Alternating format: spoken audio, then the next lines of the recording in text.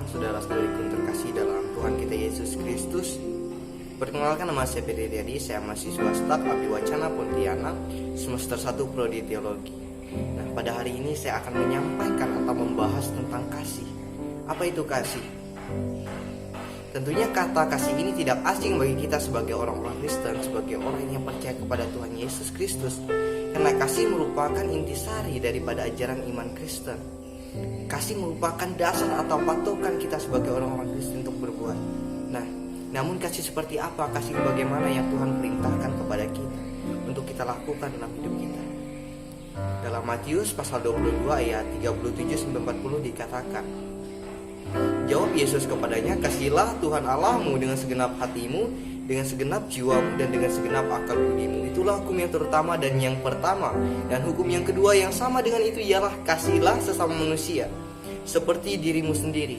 Nah, kepada kedua hukum ini tercantum seluruh hukum Taurat dan kitab para nabi. Hukum yang terutama dan yang pertama ialah mengasihi Tuhan dengan segenap hati, segenap jiwa, dan segenap akal budi kita. Bagaimana cara kita mengasihi Tuhan?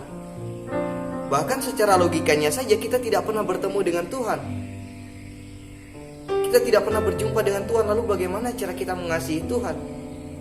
Bagaimana cara kita mengaplikasikan kasih itu kepada Tuhan? Nah, inilah bentuk iman yang sesungguhnya. Sebab dikatakan berbahagialah kamu yang tidak melihat namun percaya. Cara kita mengasihi Tuhan ialah dengan cara kita melakukan kehendak-Nya, melakukan segala apa difirmankannya. Dan bukti kita mengasihi Tuhan ialah dengan cara kita mengasihi sesama kita, mengaplikasikan kasih itu kepada sesama kita. Dan hukum yang kedua yang sama dengan itu ialah kasihilah sama manusia seperti dirimu sendiri. Mengasihi manusia, hukum yang kedua yang sama dengan itu. Artinya sama pentingnya dengan hukum yang pertama, dengan mengasihi Tuhan. Jikalau kita hanya mengasihi Tuhan namun tidak mengasihi manusia, tidak ada buktinya kita mengasihi Tuhan. Karena bukti mengasihi Tuhan ialah dengan cara kita mengasihi manusia. Dan demikian pula sebaliknya, jikalau kita mengasihi manusia namun tidak mengasihi Tuhan, tidak percaya kepada Tuhan, artinya itu adalah kasih yang sia-sia. Mengasihi manusia dengan segenap hati kita seperti kita mengasihi diri kita sendiri. Manusia seperti apa? Manusia yang bagaimana yang patut kita kasihi? Kita untuk mengasihi semua orang yang ada di muka bumi ini. Semua manusia kita mengasihi, tidak pandang bulu, artinya kita mengasihi tidak pilih kasih. Kita mengasihi orang mau dari agama apa, dari suku apa, kita kasih semuanya karena itu diinginkan Tuhan. Bahkan kita sebagai orang-orang Kristen dituntut untuk mengasihi musuh kita sekalipun, untuk mengasihi orang yang kita benci sekalipun. Tentu ini merupakan hal yang sulit bagi kita. Bagaimana mungkin kita dapat mengasihi musuh kita, sementara kita tahu bahwa musuh itu adalah orang yang kita benci. Namun inilah kasih kita sebagai orang-orang Kristen, kasih yang diperintahkan Tuhan kepada kita. Sebab dikatakan dalam Alkitab, jika engkau hanya mengasihi orang yang mengasihimu, apakah jasamu? Bahkan orang berdosa pun melakukan hal demikian. Orang yang tidak mengenal Yesus pun melakukan hal demikian. Mereka pun mengasihi orang yang mengasihi mereka. Nah, jadi kita sebagai orang-orang Kristen, sebagai pengikut Kristus, hendaklah kita memiliki kasih yang lebih. Artinya kita mengasihi bukan saja kepada orang yang mengasihi kita, bahkan orang yang membenci kita sekalipun, musuh kita sekalipun harus kita kasih. Itu diinginkan Tuhan dalam hidup kita. Pentingnya mengasihi dalam hidup kita. Mengapa kita harus mengasihi? Karena Tuhan telah terlebih dahulu mengasihi kita. Bukti Tuhan mengasihi kita ialah dalam Yohanes pasal 3 ayat 16.